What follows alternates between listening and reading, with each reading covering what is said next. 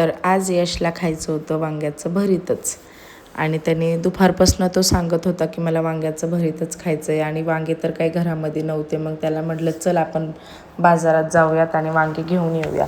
मग आम्ही गोपाळवाडीच्या बाजारामध्ये गेलो तर पूर्ण बाजारामध्ये ते भरताचे वांगे नव्हते. मग बऱ्याच ठिकाणी बघितले. मग एका ठिकाणी भेटले वांगे, 4 वांगे घेतले. त्याच्यामधनं पण 2 वांगे खराब निघाले आणि 2 वांगे मी गॅसवर ठेवले. ते छान गरम करून घेतले म्हणजे भाजून घेतले आणि जे तिसरं वांगं होतं ते अर्धं खराब होतं. त्याच्यामुळं मी त्याचे बारीक बारीक गोल गोल काप केले आणि ते पण फ्राय करायला घेतले. फ्राय केलेले वांगे पण खूप छान लागतात, पण त्याला लांबके लांबके वांगे ते काळे वांगे असतात ना ते वांगे लागतात. पण अख्ख्या मंडईमध्ये वांगेच नव्हते, म्हणजे काळे आणि मोठे वांगे नव्हते. दुसरे इतर वांगे होते पण हे जे भरताचे वांगे असतात ना ते नव्हते. आणि आम्हाला उशीर पण झाला होता मंडईत जाण्यासाठी. आम्ही पार 8 वाजता गेलो होतो कारण की त्यांना वांग्याचं भरीतच खायचं होतं.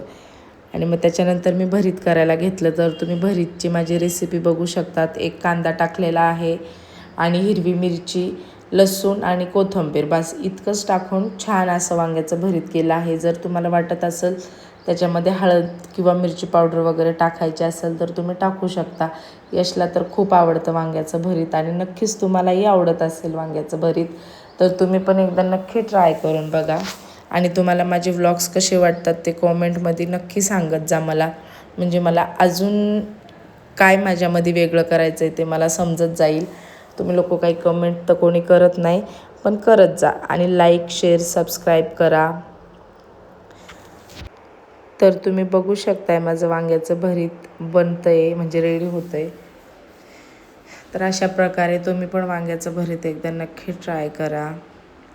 मी आज वांग्याचं भरीत आणि गोल गोल वांग्याचे काप केले होते, ते पण फ्राय केले आणि आमरस पण केला होता.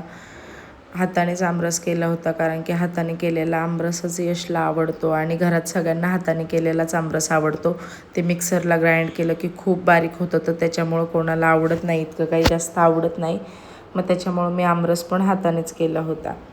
आणि माझ्या सासूंनी म्हणजे माझ्या बारक्या सासूंनी छान पीठ वगैरे मळून ठेवून त्यांनी छान पोळ्या वगैरे केल्या आणि बाकीचं भाजी वगैरे तर मीच केली होती. त्यांनी पोळ्या वगैरे केल्या. मग यशला पण भूक लागली होती, मग त्यांना जेवण रेडी करून दिलं.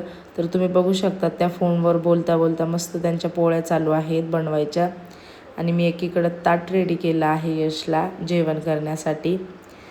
आणि आज जांभूळ आणले होते तर चिवचं मस्त जांभूळ खायचं काम चालू आहे, तुम्ही बघू शकता त्यांना.